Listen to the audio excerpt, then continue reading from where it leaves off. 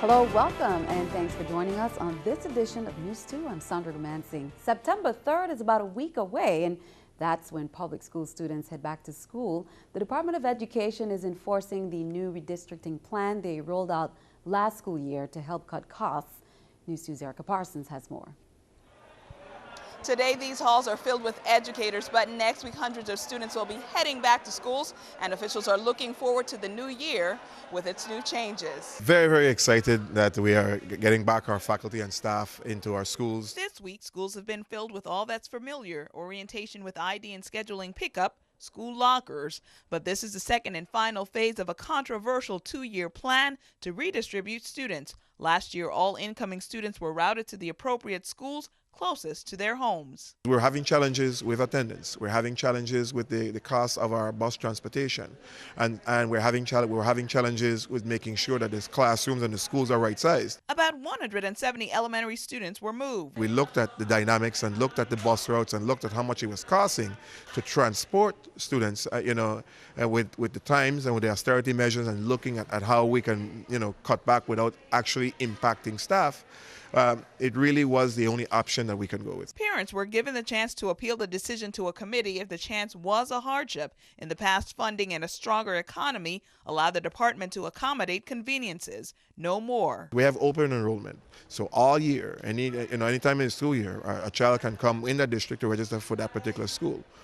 If that school is full, when we say, okay, this school is full and we need to redirect you to an overflow school, we are responsible for the transportation. And so a lot of people don't realize that. So some parents are saying, well, you know what, it's okay, I will provide the transportation and you don't have to worry, we're not going to ride the bus, we'll drop them and pick them up.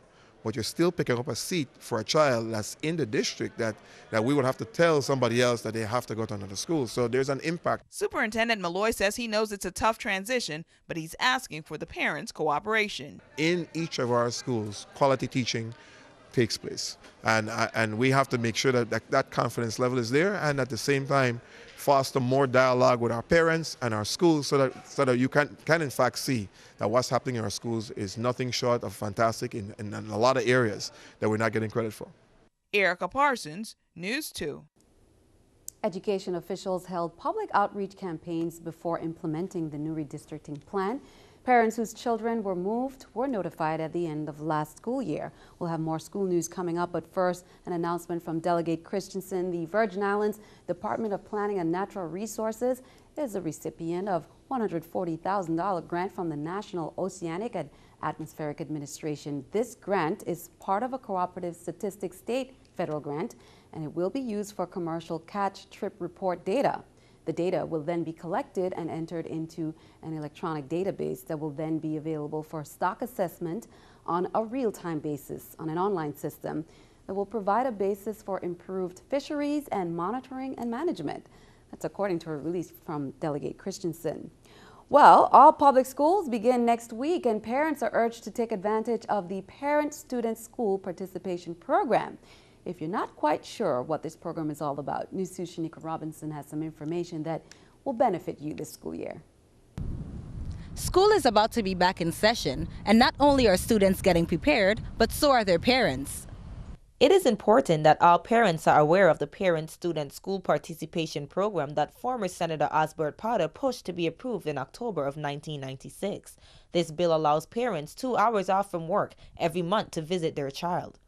It is by law for the government to allow every parent to visit the school at 2 hours every month. In the past, not many parents were aware of this program, but today, many take full advantage of the opportunity to visit their children at school and not having to take time off of work to do so. I take advantage of the program. It's kind of hard because I have 3 kids, but I try to spread it out, maybe alternate each month, or try to give a half an hour here, a half an hour there, or whoever needs my most attention, that's where I will spend most of the time. I usually use it enough. I try to go once a month because you get 2 hours once a month to go to your children's school, and you should utilize it because it's very important for all parents to be part of their children's life. Parents or legal guardians of students enrolled in public or private schools in grades kindergarten through 12 are eligible to participate. I am aware of the program. I've never used it before. I'm probably going to end up using it a lot more this school year and maybe beyond. And one of the reasons is because I have a son that's going to high school, and one of the, I feel that this is one of the times when you want to pay more attention to a male child. So yes, I think I'm probably going to end up using that program. 2 hours a month may not seem like a lot of time, but parents are urged to take advantage of this parent-student school participation program for the upcoming school year. Shaniqua Robinson reporting for News 2. Now, parents, if you need more information on this bill, you can contact the Virgin Islands Legislature and they will be able to assist you. District Superintendent Malloy is inviting the school's kitchen staff to an opportunity to improve their skills. The following training sessions on hazard analysis and critical control points, basic new pattern requirements. It started today, Wednesday, and it continues on Thursday, August 29th, from 8 a.m. to 10:30 a.m. Food service workers and kitchen managers will be at Arthur Richards Junior High, St. Croix Central High, St. Croix Educational Complex High, and Alexander Evelyn Williams, Juanita Gardine, Lou and Ricardo Richards Elementary School.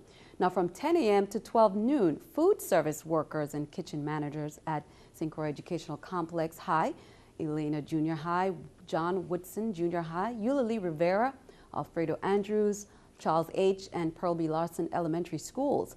All kitchen staff are strongly urged to attend and dress appropriately in uniform during the hands-on training. Meanwhile, elementary teachers reported to Lockhart School today for a session, and it continues on August 29th. All elementary and secondary teachers are asked to report according to the following schedule. From 8 a.m. to 3 p.m., kindergarten through 7th grade teachers should attend Adelita Cancran Junior High School. 8th and 9th grade teachers at BCB Middle School. 10th, 11th, and 12th grade teachers from CAHS will be at CAHS, and 10th, 11th, and 12th grade teachers from Eudora Ken High School will report to Ken High. The training for custodians will be rescheduled for a later date. All teachers will report to their respective schools on August 30th. Special education teachers and bus drivers and paraprofessionals should report to the Frenchman's Reef for a special session at 1 p.m., and that's on August 30th. Well, thousands from across the country gathered on the National Mall to remember Dr. Martin Luther King Jr.'s call for racial equality 50 years ago today. The first black U.S. president led the tribute to Dr. King's I Have a Dream speech from the steps of the Lincoln Memorial. Danielle Nottingham reports from Washington. Members of the King family and 3 U.S. presidents helped ring a bell marking the hour Dr. Martin Luther King Jr. delivered his landmark speech. I have a dream today. President Obama stood in the same spot where Dr. King addressed a crowd of 250,000 in 1963. Because they marched, city councils changed, and state legislatures changed, and Congress changed, and yes, eventually the White House changed. The day was filled with dance, music, and marches, and calls to keep King's dream alive. We must never, ever give up. We must never, ever give in. We must keep the faith and keep our eyes on the prize. Tens of thousands joined together on a rainy day in the nation's capital to celebrate this anniversary. Many weren't alive when Dr. King gave voice to the struggle for racial equality, and others are civil rights veterans. Edith Cannon helped organize the lunch counter sit-ins as a college student in Jackson, Mississippi. Martin Luther King came once for a rally, and I had my arm in his, and I thought that was just so special. Hundreds started the day commemorating the 1963 March for Jobs and Freedom. This march and that speech changed America. A half-century later, it was a day to reflect on how far the country has come and renew Dr. King's call for jobs and freedom. Danielle Nottingham, CBS News, Washington. Keeping our eye on the economy, the Dow opened slightly higher as nervous investors wait to see how the U.S. and other Western nations respond to the situation in Syria. The price of oil hovered near an 18-month high. Analysts say further instability in the Middle East could disrupt the flow of oil and drive prices even higher. Sprint is cutting more than 800 customer service jobs because fewer people are calling its centers. The telecom giant says growth in other parts of the company will allow its workforce to remain at about 40,000 employees. This is the New York Stock Exchange with Scotiabank Stock Market Watch. The Dow, Nasdaq, S&P all up. The Dow 48, Nasdaq 14, S&P 4. Coming up on NEWS2, the director of the Bureau of Corrections, Julius Wilson, said Wednesday that the Golden Grove Adult Correctional Facility lockdown has been lifted and normal operations have resumed. Details coming up next.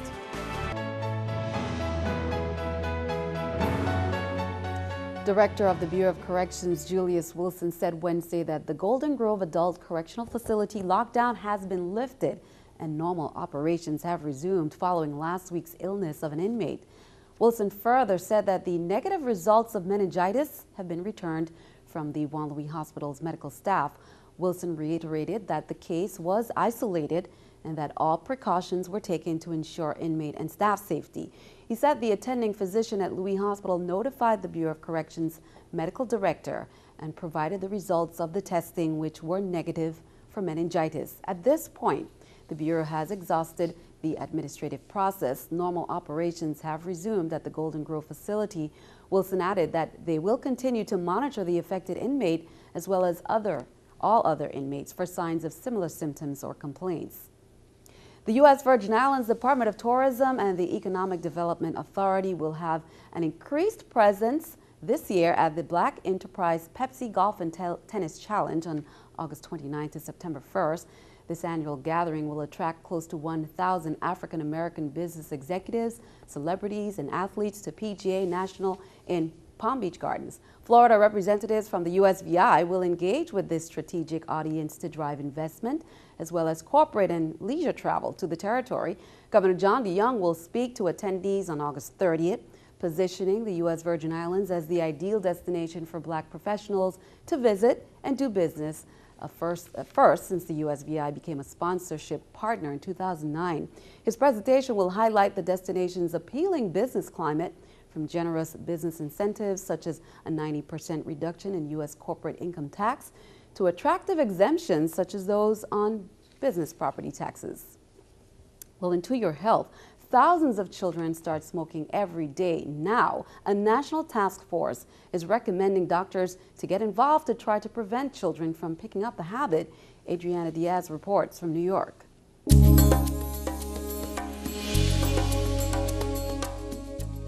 17-year-old Damaris Salazar started smoking last year. She knows it isn't good for her. We talk about it, and my mom tells me to. I'll feel bad. And I want to just be healthy and not be a smoker. Each day, more than 3,800 children between the ages of 12 and 17 pick up a cigarette for the first time.